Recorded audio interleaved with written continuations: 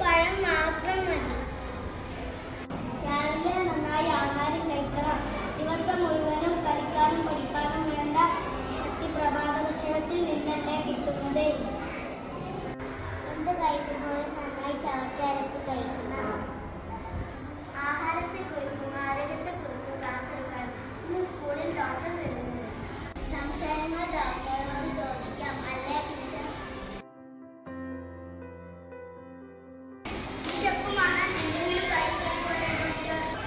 അതുപോരാ, ആരോഗ്യത്തോടെ വളരാനും പ്രവൃത്തി ചെയ്യാനുള്ള ശക്തി ലഭിക്കാൻ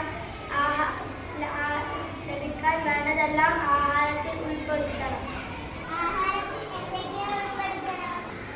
ധാന്യങ്ങളും പഴങ്ങളും പച്ചക്കറികളും എല്ലാം ഉൾപ്പെടുത്തണം.